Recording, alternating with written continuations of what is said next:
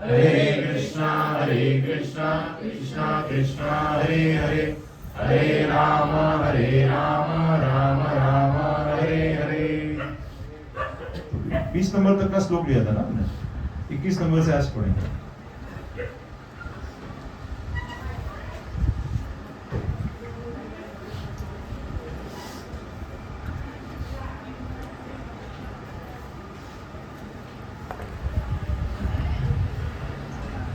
वेदा विनाशिनं नित्यं, वेदा विनाशिनं नित्यं,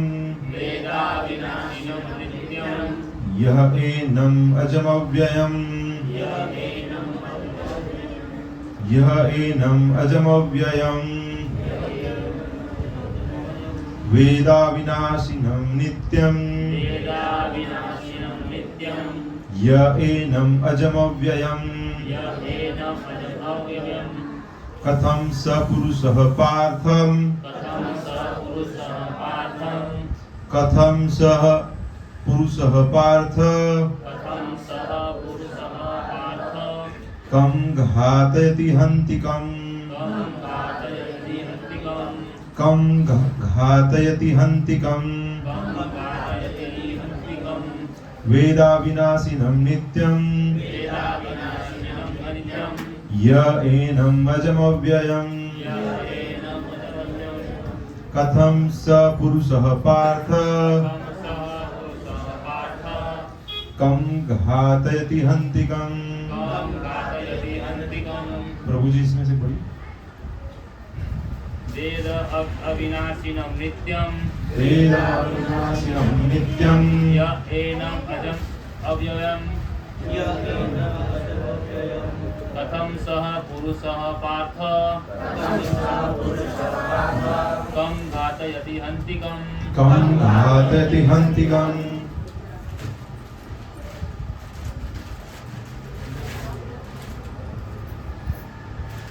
न प्रभु पढ़िए। अच्छा माता भाई। वेदा विनाशिनं नित्यं, वेदा विनाशिनं नित्यं, य एनम् अजमव्ययम्, कथं स पुरुषः पार्थ, कं घातयति हन्तिकम्। कोई और पढ़ना चाहेंगे? वेदा विनाशिनं नित्यं, य एनम् अजमव्ययम्, कथं स पुरुषः पार्थ, कः घातयति हन्तिकम्। अनुवाद एवं तात्पर्य श्री प्रभुपाद जी के द्वारा। वेद जानता है, अविनाशिनम अविनाशी को, नित्यम शाश्वत, यह जो, एनम इस आत्मा, अजम अजन्मा, अव्ययम निर्विकार, कथम कैसे, सह वह, पुरुषः पुरुष, पार्थ हे पार्थ अर्जुन, कम इसको, घातयति मरवाता है, हन्ति मारता है, कम इसको। अनुवाद। हे पार्थ, जो व्यक्ति यह जानता है कि आत्मा अविनाशी, अजन्मा, शाश्वत तथा अव्यय है, वह भला किसी को कैसे मार सकता है या मरवा सकता? हे पार्थ, जो व्यक्ति यह जानता है कि आत्मा अविनाशी, अजन्मा, शाश्वत तथा अव्यय है, वह भला किसी को कैसे मार सकता है या मरवा सकता है? तो यहाँ पे अर्जुन को भगवान ज्ञान देते हैं आत्मा के बारे में। जो 11 से लेके 30 नंबर के जो श्लोक है ना, उसके ऊपर ज्यादा तो बेसिक जो आत्मा की अंडरस्टैंडिंग है ना, वो उसमें दिया हुआ है। तो यहाँ पे बताया जाता है कि जो व्यक्ति को पता है कि आत्मा अविनाशी है, जिसकी मृत्यु नहीं हो सकती, तो उसको कैसे मार सकता है, मरवा सकता है। तो अर्जुन का मुख्य प्रॉब्लम क्या था कि वो सामने जो सगे संबंधी थे उनसे युद्ध नहीं करना था, क्योंकि उनको डर लग रहा था कि वो मर जाएंगे, उनका नाश हो जाएगा। लेकिन यहाँ पे भगवान बता रहे हैं कि भाई उनका तो नाश नहीं हो सकता, क्योंकि वो आत्मा है और आत्मा अविनाशी है। तात्पर्य में प्रभुपाद जी बताते हैं कि प्रत्येक वस्तु की समुचित उपयोगिता होती है, और जो ज्ञानी होता है वह जानता है कि किसी वस्तु का कहाँ कैसे प्रयोग किया जाए। Utility is the principle. आपके पास जो चीजें हैं उसको कहाँ पे उपयोग करना है वो आपको पता होना चाहिए। इसी प्रकार हिंसा की भी अपनी उपयोगिता है। अभी आपने देखा रहेगा कि जैसे कोई गुनाह होता है, कुछ तकलीफ होती है, तो क्या करते हैं, पुलिस उसको दंड देती है पकड़ के, न्यायपालिका है, तो वो सब चलता रहता है ना। क्यों? क्योंकि उसकी भी आवश्यकता है। और कई बार उनको मृत्युदंड भी दिया जाता है। कोई ऐसा घोर अपराध किया रहेगा तो उनको मृत्युदंड भी मिलता है, या फिर लंबी सजा भी मिलती है। तो हिंसा भी जरूरी है, जब एब्सोल्यूट रिक्वायरमेंट है तब करना चाहिए।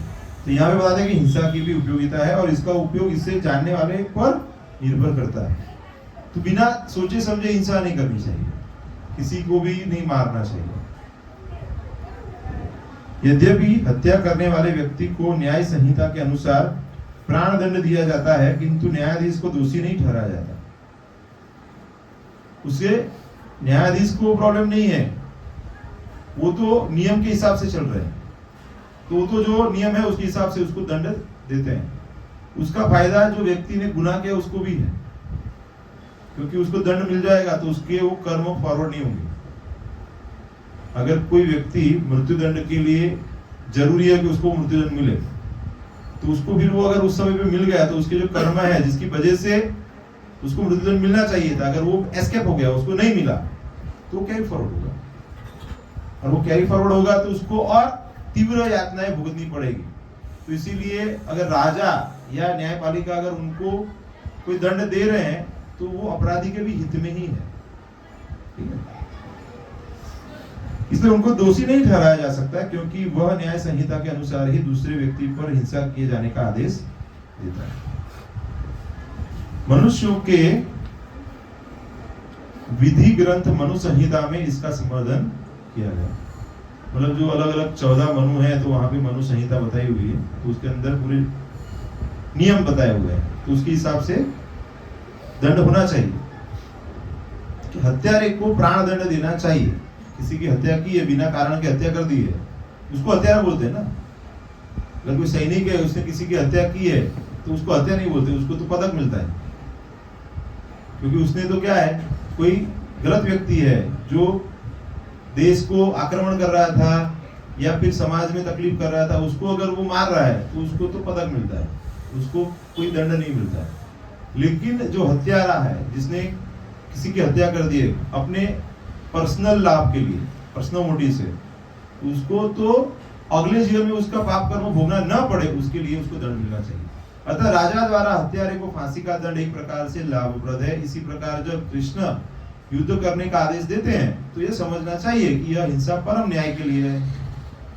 वेदेश सर्वे अहमेव विद्य वेदांत कृद्वेद विदेह चाम। तो भगवान बताते हैं कि सारे वेदों में जानने योग्य मैं हूं, और भगवान जो बोलते हैं वही वेद है, वही ज्ञान है।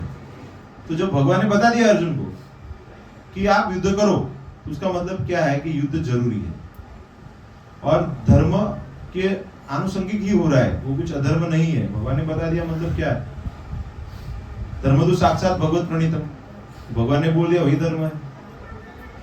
तो यहाँ पे बताते हैं कि यह समझना चाहिए कि यह हिंसा परम न्याय के लिए है, और इस तरह अर्जुन को इस आदेश का पालन यह समझकर करना चाहिए, कृष्ण के लिए किया गया युद्ध हिंसा नहीं है, क्योंकि मनुष्य या दूसरे शब्दों में आत्मा को मारा नहीं जा सकता। तो यहाँ पे कंटेक्स्ट दिया हुआ है कि अगर उसको ऐसा लग रहा है कि लोग मर जाएंगे, तो लोग नहीं मरने वाले, क्योंकि आत्मा के रूप में उनका सनातन अस्तित्व है। जैसे चौथे अध्याय के दूसरे श्लोक में बताते हैं, तीसरे श्लोक में, कि भाई अर्जुन पूछते हैं बाद में कि ये सब ज्ञान, जैसे भगवान बताते हैं कि ये सब राजाओं को दिया था, फिर कालक्रम में चला गया, तो फिर मैं आपको ये ज्ञान दे रहा हूँ। तो सूर्यदेव विवस्वान तो आपसे पहले हो गए, और आप तो अभी गए हैं, तो कैसे समझ सकते? तो भगवान बोले आपके और मेरे बहुत जन्म हो चुके हैं, तो मैं जानता हूँ, आप जानते नहीं हो। तो यहाँ पे भी ऐसा ही है कि वो आत्मा के रूप में तो उनका जर्नी चालू ही रहेगा। ऐसा नहीं है कि अभी वो मर जाएंगे। उनको उनके कर्मों के हिसाब से, अगर कर्मों के बंधन से मुक्त हो जाएंगे तो भगवत धाम चले जाएंगे, अगर कुछ पुण्य कर्म रहेंगे तो स्वर्ग में जाएंगे, या फिर से यहाँ पे ऐसे राजा या कोई और व्यक्ति के रूप में वो वापस जन्म लेंगे। तो या तो उनको यहाँ पे आएंगे, या तो स्वर्ग प्राप्ति करेंगे, या तो फिर भगवत धाम जाएंगे। तो ऐसा नहीं है कि उनका अस्तित्व नहीं रहेगा।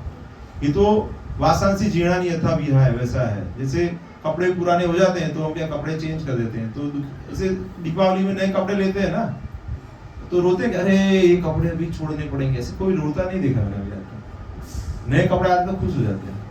तो वैसे ही अगर कोई देह उपयुक्त नहीं है तो वो देह त्याग करना पड़ता है। जैसे द्रोणाचार्य है या फिर भीष्म पितामह है, तो वो बूढ़े हो गए थे ना, ज्यादातर अर्जुन को दुख उनका ही था कि उनको मारना पड़ेगा। वो उदाहरण भी वही बताते हैं। भीष्म और द्रोण को उनको मारने की इच्छा नहीं हो रही थी, क्योंकि वो उनको बहुत प्रिय थे। उनके दादा थे, परदादा, और उनके गुरु थे, तो उनको वो मारना उनको अच्छा नहीं लग रहा था। इसीलिए भगवान ये स्पेसिफिक बताते हैं यहाँ पे कि उनको आप आत्मा के स्तर पे आप उनका मृत्यु नहीं होने वाला है, वो तो जिंदा ही रहने वाले हैं। क्योंकि आत्मा शरीर का मृत्यु होता है, शरीर तो मृत प्राय ही है।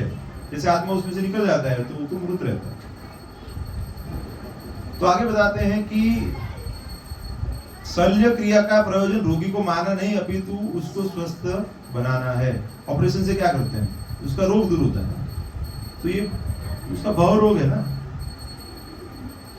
अतः कृष्ण के आदेश पर अर्जुन द्वारा किया जाने वाला युद्ध पूरे ज्ञान के साथ हो रहा है, उससे पाप फल की संभावना नहीं होती। अगर आप तीसरा, चौथा, पांचवा अध्याय पढ़ेंगे तो उसमें आगे आगे धीरे आप समझेंगे कि जो बेसिक अंडरस्टैंडिंग है वो शरीर है, शरीर के ऊपर इंद्रियां हैं, इंद्रियों के ऊपर फिर मन है, मन के ऊपर बुद्धि है, बुद्धि के ऊपर आत्मा है।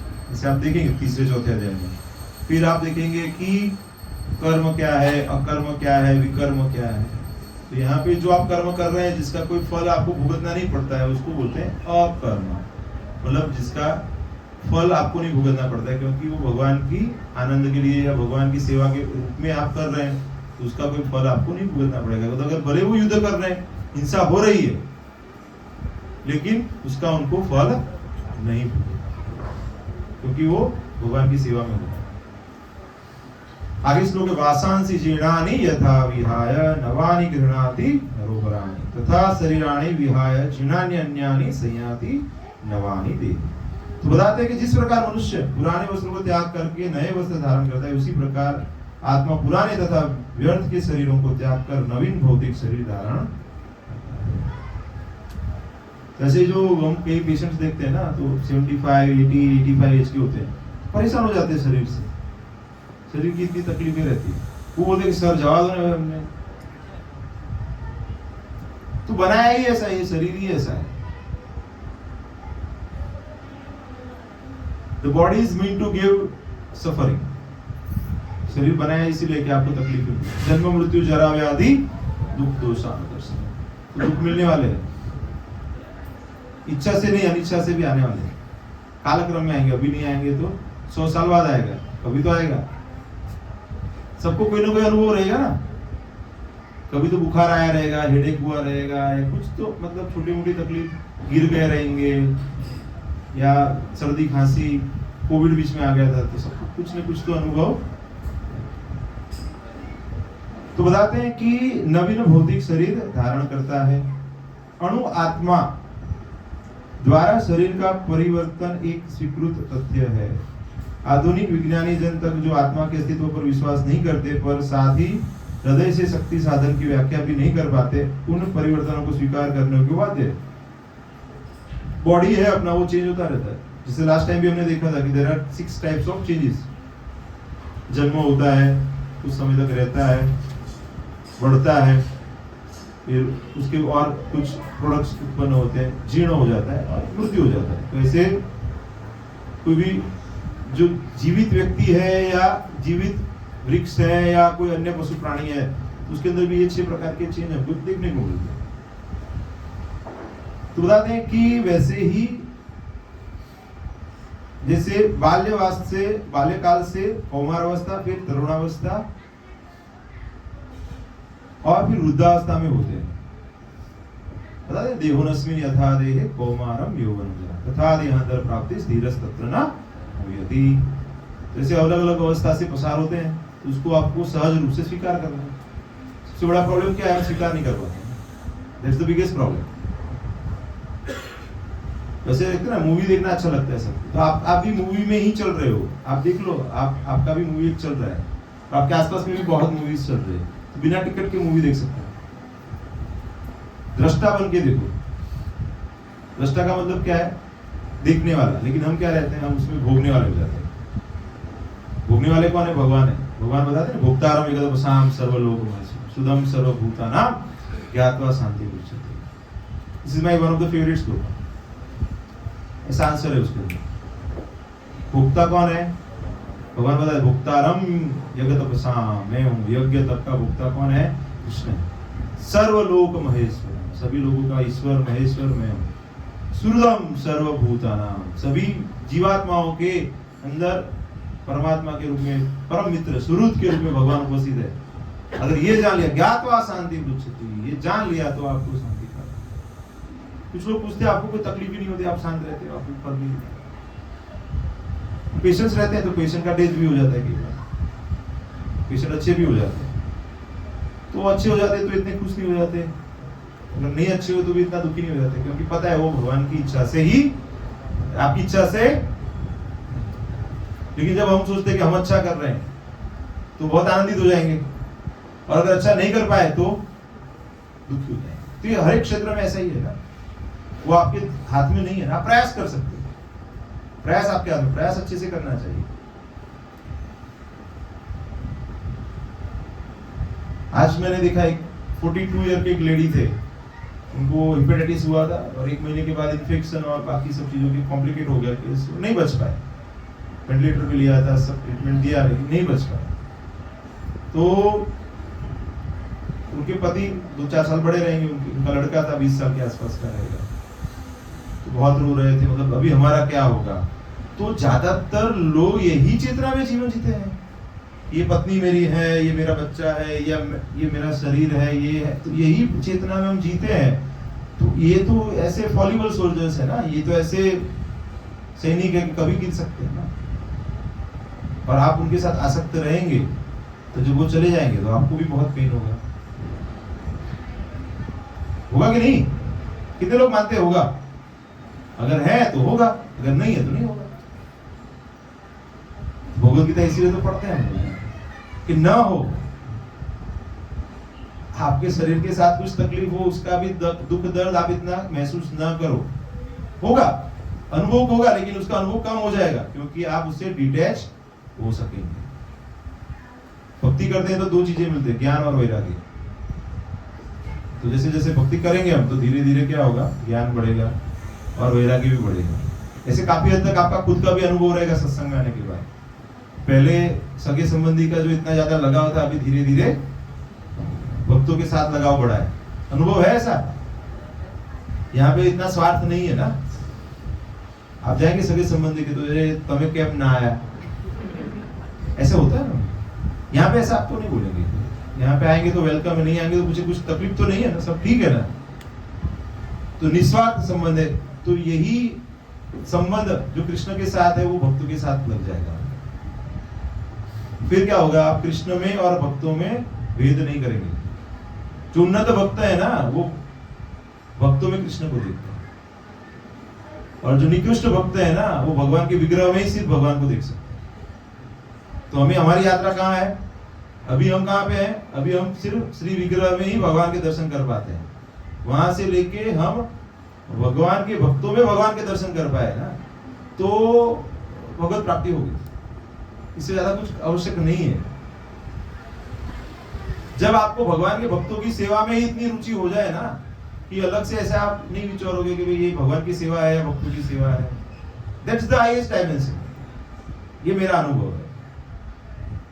जैसे जैसे आप भक्ति में आगे बढ़ेंगे ना, तो आपको फिर भक्तों में इतना प्यार मिलेगा, भक्तों से इतना प्यार हो जाएगा आपको कि बाकी सब चीजों में से आपका प्यार धीरे धीरे कम हो जाएगा।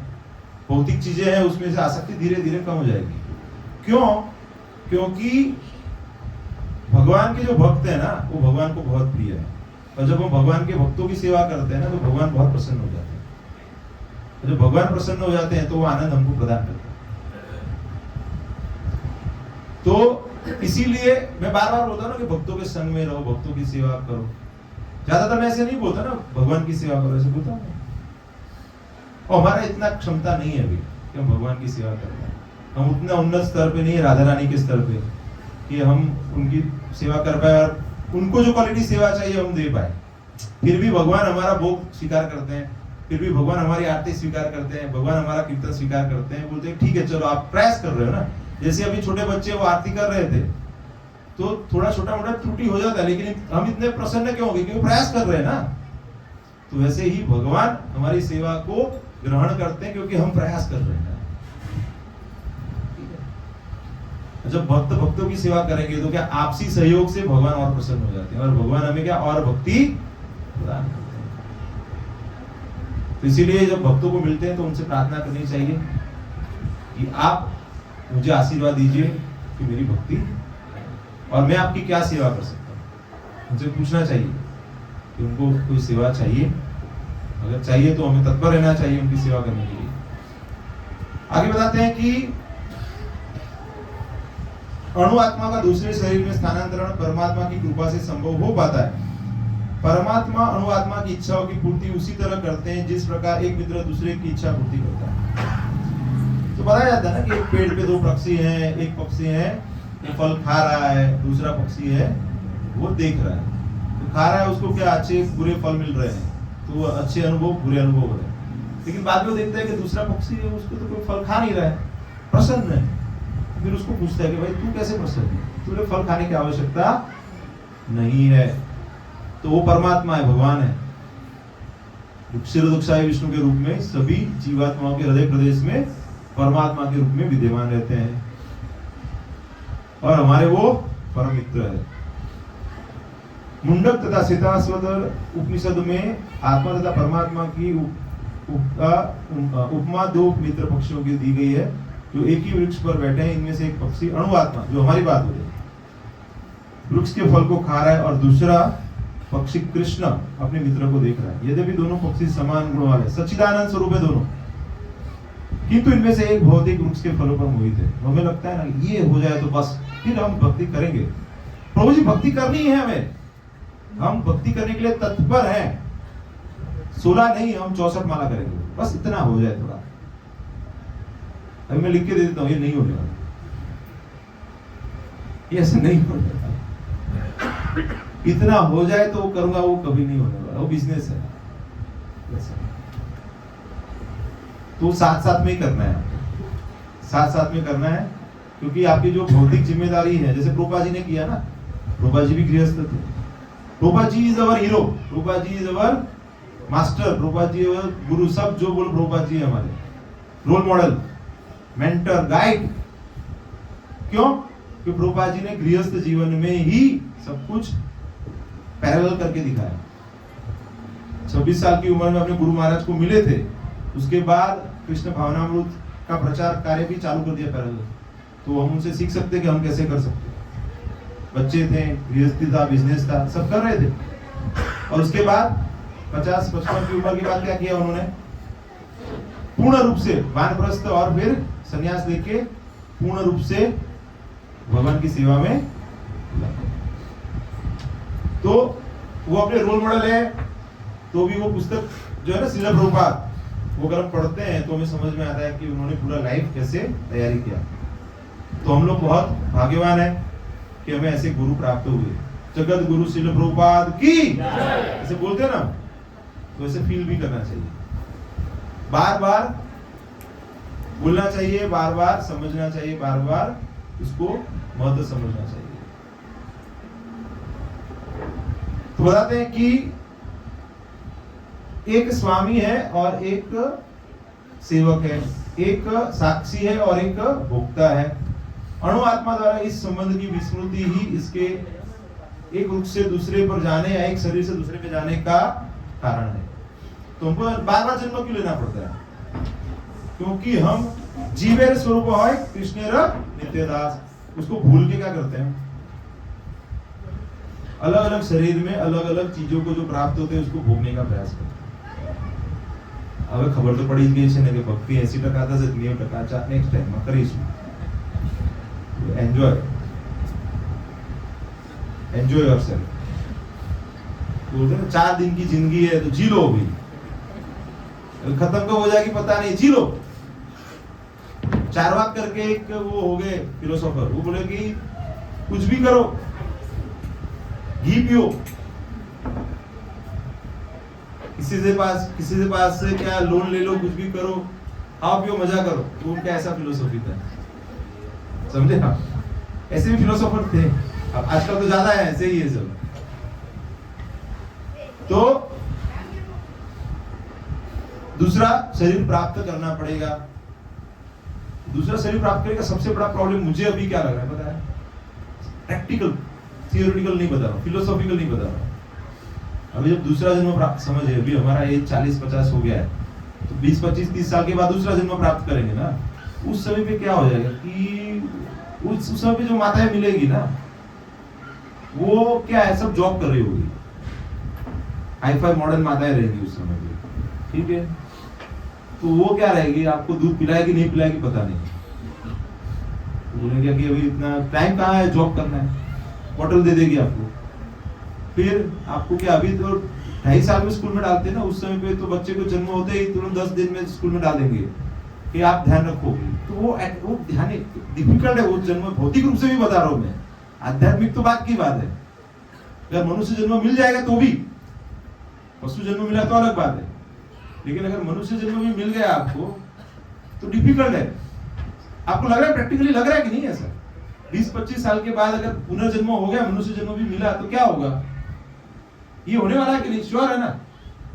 अभी जो बच्चे हैं वो माता पिता हो जाएंगे ना, अभी जो छोटे बच्चे हैं ना वो माता पिता 20 साल 25 साल बाद होंगे ना, तो वो तो फास्ट लाइफ में रहेंगे ना। तो पहले तो उनको बच्चे चाहिए ही नहीं होंगे, फिर भी अगर बच्चे हैं तो फिर ऐसे ही होगा ट्रीटमेंट। तो इसलिए ये जन्म ही सबसे अच्छा है। अभी जो है ना वो बेस्ट है। कितने लोगों को लग रहा है ये अभी अच्छा है? अभी साक्षात्कार एकदम प्रैक्टिकल है ना, लेकिन ये कुछ ज्यादा सोचने की जरूरत नहीं है ना, अनुभव गम्य है ना ये। अभी देखते हैं ना कि हम जो छोटे थे तो हमारे मम्मी बहुत ध्यान रखते थे, ज्यादातर मम्मियां जॉब नहीं करती थी उस समय में। अभी धीरे धीरे मम्मियां पढ़ लिया है तो थोड़ा जॉब करते हैं, थोड़ा सा उनको ऐसा लगता है मेरा अकाउंट अलग, मेरा पैसा ऐसा, बाद में तो अलग ही होगा। तो वो उस समय पे वो जन्म लेना रिस्की है, तो इसलिए क्या 100% बैटरी ये भी इधर ही चार्ज कर लो, ये जन्म में कर लो, यही जन्म में मुक्त हो जाओ। फिर नेक्स्ट जन्म लेना है तो प्रचार करने के लिए आओ, जैसे प्रभुपाद जी आए ना वैसा शुद्ध भक्त के रूप में। ये शुद्धि बाकी रख के मत आओ। आपको ऐसी इच्छा है कि भाई प्रभुपाद के मूवमेंट में और सेवा देनी है तो आप वहां पे चले जाओ एक धाम में एक बार, फिर वहां पे फिर से एप्लीकेशन दे दो कि भाई अभी बहुत जीव है फंसे हुए हैं, मैं देख के आया हूँ, तो आप मुझे ऐसे परिवार में जन्म दो कि जहाँ पे मैं जाके कुछ फास्ट फॉरवर्ड सबको ऐसे प्रभुपाद की तरह कुछ प्रचार कर, तो वापस वैसे आओ। ऐसे नहीं कि इधर ही रहो और इधर ही फिर से जन्म लेना पड़े। कैसा जन्म लेना है आपको? लेना है तो ऐसे प्रचारक वाला जन्म लेना है, नहीं तो निकलो इधर से। दो ही ऑप्शन है आपके, वो इधर रहने वाला जन्म नहीं, ठीक है? तो यही ये जन्म में ही इतना भक्ति करो कि जीवन मुक्त हो जाओ। मुंडक उपनिषद तथा श्वेताश्वतर उपनिषद समान रूप से इसकी पुष्टि करते हैं। समाने वृक्षे पुरुषो निमग्नो निशया सोचति मुह्यमानः दुष्ट यदा पश्यन्त अमिषद्मस्य महिमानमिति वितशोकः। यद्यपि दोनों पक्षी एक ही वृक्ष पर बैठे किंतु फल खाने वाला पक्षी वृक्ष के फल के भोक्ता रूप में चिंता तथा विषाद में निमग्न है। तो हमारे अंदर भी ऐसा ही चल रहा है ना, चिंता विषाद सब चल रहा है ना, अलग अलग प्रॉब्लम्स है ना। और दिन में 10 बार तो फोन आता है कि आप लोन ले लो। मैं लोन क्यों नहीं ले रहा उसकी लोगों को टेंशन है। अभी मेरे गाड़ी का इंश्योरेंस अभी रिन्यूअल का डेट आ गया तो 4 कंपनी से फोन आ जाएगा कि कोटेशन भेजा है सर, आप जरा देख लीजिए। मेरे गाड़ी की चिंता उनको ज्यादा है कि आपका इंश्योरेंस चला जाएगा। मतलब ये बिजनेस चल रहा है अभी। कोई मुझे फोन करके ये नहीं बोलता है कि आपने आज का हरे कृष्ण मंत्र किया कि नहीं। कोई लोगों को उसमें अपने इंटरेस्ट नहीं है, भक्ति इंटरेस्ट रखते हैं ना, भक्ति पूछते हैं कि मेरा माला के लिए चाला है। वो मेरे जैसा रहेगा तो पूछेंगे कितना 4 माला पे, वो भी कितना 1 साल हो गया, अभी आगे बढ़े नहीं क्या है कोई 4 माला वाले यहाँ पे? 4 है तो 8 पे आ जाओ। अभी 8 वाले है कोई? अभी 8 वाले क्या है, 12 पे आ जाओ। नया साल हो गया ना, अभी गुजराती नवा वर्ष हो गया, तो नए साल में कुछ नया करना चाहिए ना। और 12 वाले हैं वो 16, तो 16 वाले हैं वो दीक्षा पे आ जाओ। दीक्षा किया है वो अपना पूरा जीवन समर्पित करो। शॉर्टकट है ये। अभी लॉजिकली मैं बताता हूँ आपको। अभी आपका 20, 30, 40 साल का एज हो गया है, मतलब काफी तो अपने हिसाब से जी लिया। थोड़ा बहुत तो भगवान के लिए दे दो जीवन। प्रभुपाद जी बताते थे कोई भक्त शुरुआत में ऐसे प्रभुपाद के जो नियम है तो उसको थोड़ा डिफिकल्ट लगता था ना, तो लोग वो इस्कॉन छोड़ के जा रहे थे। प्रभुपाद जी बोला कि 1 जन्म तो दे दो आप, ये ज्यादा नहीं, 1 जन्म दे दो आप भगवान की सेवा। और जिन लोगों ने दे दिया उनका स्थिति देखो अभी। भक्ति का स्वामी महाराज है, और अभी अपने टेम्पल प्रेसिडेंट बासु घोष प्रभु जी हैं। अभी उनका मैंने वीडियो देखा, अभी भोपाल में मंदिर का डेटी इंस्टॉलेशन है। क्या सेवा कर रहे हैं वो, अलग लेवल पे हैं वो सब, उन्नत स्तर पे हैं। प्रभुपाद को जीवन दे दिया उन्होंने, समर्पित कर दिया उन्होंने। ऐसा नहीं है वो एक गृहस्थ है, एक सन्यासी है, जो स्थिति में है वो स्थिति में उन्होंने अपना जीवन दे दिया। तो अभी देखिए आप कहाँ पे वो पहुंचे, तो आप सभी वहीं पे पहुंचेंगे। बस लगे रहो, जो भी स्थिति में लगे रहो, बस निकलना नहीं है इसमें से।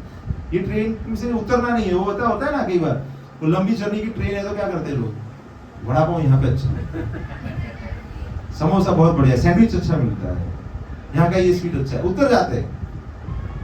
फिर कई बार मिस कर देते हैं कि नहीं, ऐसा नहीं कर, मिस नहीं करना है, बैठे रहना है। अभी तो ऑनलाइन सर्विस है, इसको उनका प्रसाद मिल जाता है, आप ट्रेन में बैठे रहो, प्रसाद आ जाएगा आपको। कुछ स्टेशन पे उपलब्ध है, और पहले से प्लान कर सकते हैं। तो बताते हैं कि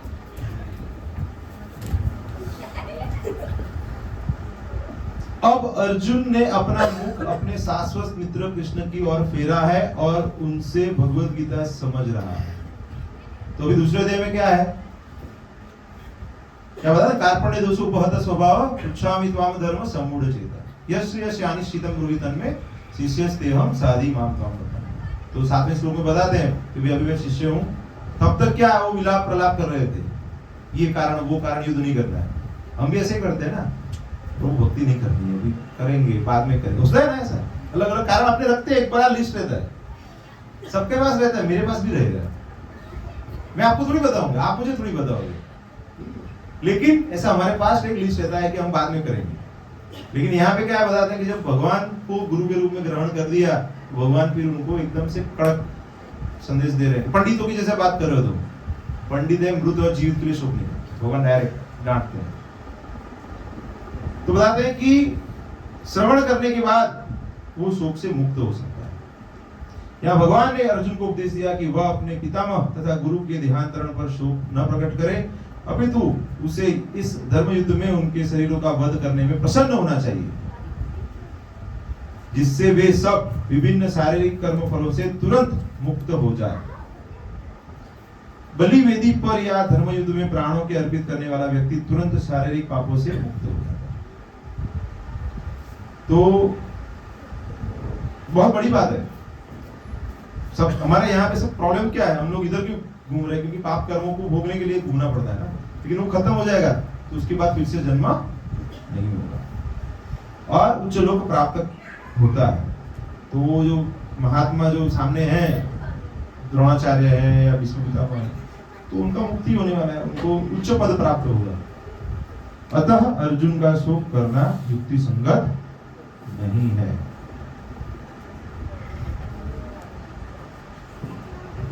नैनम चिंदन्ति शस्त्राणि नैनम दहति पावकः न चैनम क्रीडत्याभो न शोषयति मारुतः। तो बताते हैं कि यह आत्मा न तो कभी किसी भी शस्त्र द्वारा खंड खंड किया जा सकता है, न अग्नि द्वारा जलाया जा सकता है, न जल द्वारा भिगोया जा सकता है, या वायु द्वारा सुखाया जा सकता है। तो उसको कोई मटेरियल चीजों से कोई अफेक्ट होने वाला नहीं है। अग्नि रहे, वायु रहे, ताप रहे, कुछ भी उससे कुछ उसको फर्क नहीं पड़ने वाला। तो ये सब शरीर को अफेक्ट कर सकते हैं, आत्मा को अफेक्ट। सारे हथियार, तलवार, आग्नेयास्त्र, वर्षा के अस्त्र, चक्रवात आदि आत्मा को मारने में असमर्थ है। ऐसा प्रतीत होता है कि आधुनिक आग्नेयास्त्रों के अतिरिक्त मिट्टी, जल, वायु, आकाश आदि के भी अनेक प्रकार के हथियार। वो देखते थे महाभारत रामायण, तो अलग अलग युद्ध में अलग एक किया, तो फिर वो क्या है, बारिश गिरती थी, एक में आग लग जाती थी, एक में पत्थर गिरते थे, ऐसे अलग अलग हथियार आते थे। तो ऐसे भी हथियार थे, मतलब तो यहाँ पे भगवान जी बता रहे हैं। यहां तक कि आधुनिक युग में नाभिकीय हथियारों की गणना भी आग्नेयास्त्रों में, मतलब न्यूक्लियर वेपन्स जो बोलते हैं ना, अणु बॉम्ब, परमाणु बॉम्ब, की जाती है। किंतु पूर्व काल में विभिन्न पार्थिव तत्वों से बने हुए हथियार होते थे। आग्नेयास्त्रों का सामना जल के हथियारों से किया जाता था। अग्नि है तो उसको जल से कॉन्ट्रैक्ट कर दो, जो आधुनिक विज्ञान के लिए अज्ञात है। आधुनिक विज्ञान को चक्रवात हथियारों का भी पता नहीं है। जो भी हो, आत्मा को न तो कभी खंड खंड किया जा सकता है, न ही किन्हीं वैज्ञानिक हथियारों से उसका संहार किया जा सकता है, चाहे उसकी संख्या कितनी ही क्यों न हो। कुछ भी हो, उसको खत्म नहीं कर सकते। मायावादी इसकी व्याख्या नहीं कर सकते कि जीव किस प्रकार अपने अज्ञान के कारण उत्पन्न हुआ और तत्पश्चात माया की शक्ति से आवृत हो गया। नहीं आदि परमात्मा से जीवों को विलग कर पाना संभव था। प्रत्युत सारे जीव परमात्मा से विलग हुए अंश है। बताते हैं ना कि जो जीव है सारे भगवान से पिछड़े हुए अंश है। भगवान से बाद में संयुक्त हो जाएंगे तो अपनी मूल स्थिति में आ जाएंगे। चूंकि वे सनातन अणु आत्मा है, अतः माया द्वारा आवृत होने की उनकी प्रवृत्ति स्वाभाविक है। अभी जैसे आप देखेंगे आग लग रही है, उसमें कोई चिंगारी अलग निकल गई तो ठंडी हो जाएगी ना, साथ में रहेगा तो वो आग के रूप में रहेगा। वो अपना स्वभाव टेम्पररी वो आच्छादित हो जाता है भौतिक प्रकृति के प्रभाव से। यद्यपि इन दोनों के गुण समान होते हैं, वराह पुराण में जीवों की परमात्मा के भिन्न अंश कहा गया है।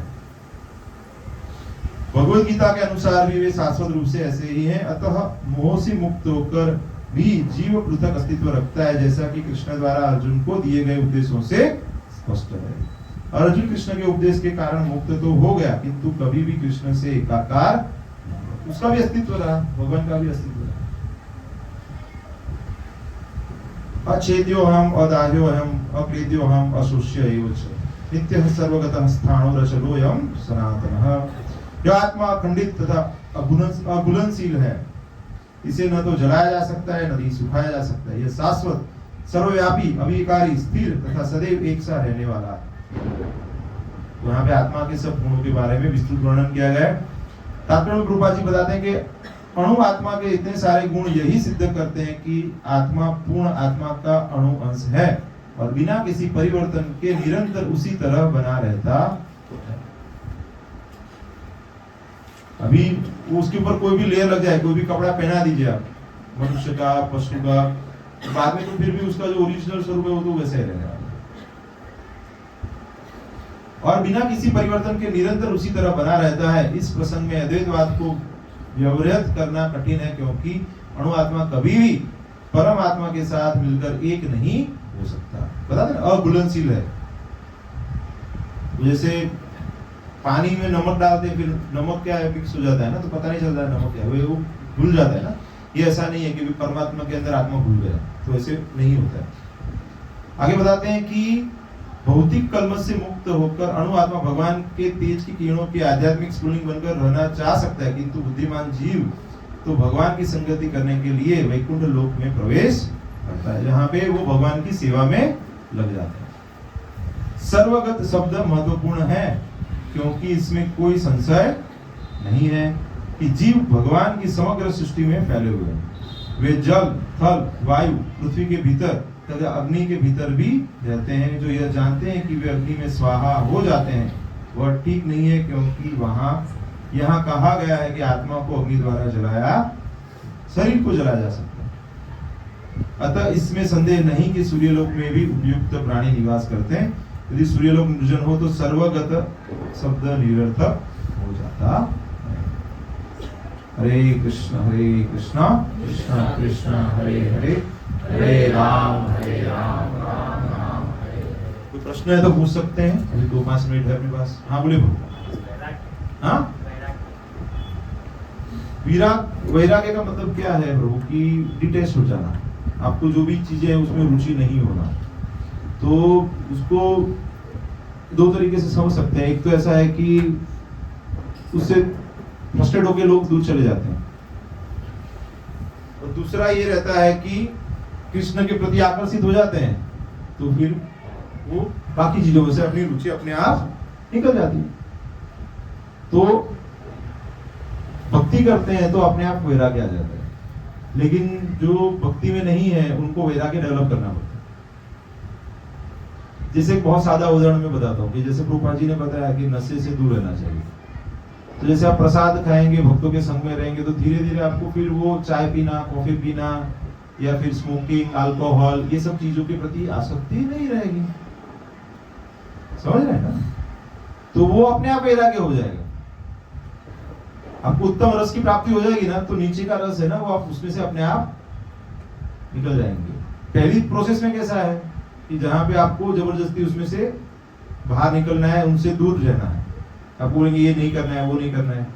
लेकिन जो भक्ति में आते हैं क्या बोलते हैं, भगवान का नाम लीजिए, भक्तों का संग कीजिए, तो धीरे धीरे धीरे आपको जैसे भगवान के नाम में रस आएगा, भगवान के प्रसाद में रस है, तो धीरे धीरे पुस्तकों में रस आएगा, संकीर्तन करेंगे तो धीरे धीरे अपने आप वैराग्य आ जाएगा। तो वैराग्य हमारा मुख्य लक्ष्य नहीं है। हमारा मुख्य लक्ष्य वैरागी बनना नहीं है। हमारा मुख्य लक्ष्य भगवान के प्रति सेवा में, भक्तों के प्रति सेवा में लगना है, तो जिससे वो ऑटोमेटिक भौतिक जगत के प्रति वैरागी नेचुरली आ जाएगा। तो उसको क्या बोलते हैं कि आर्टिफिशियली प्रदर्शित करने की आवश्यकता नहीं है।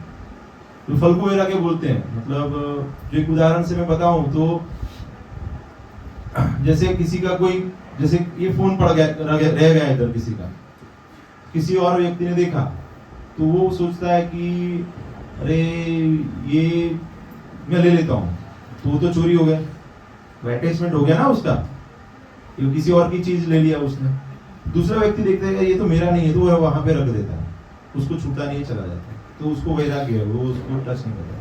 कि तीसरा आता है, वो क्या करता है कि अरे ये किसी का है, वो ओपन करके देखता है, इमरजेंसी में नंबर लिखा है, वो फोन करता है, बोले ये मोबाइल यहाँ पे है, तो उसको दे जाए, तो वो क्या है, युक्त वैराग्य है। उसको सही उपयोगिता कहाँ पे करना है, तो बताते ना, यूटिलिटी इज द प्रिंसिपल।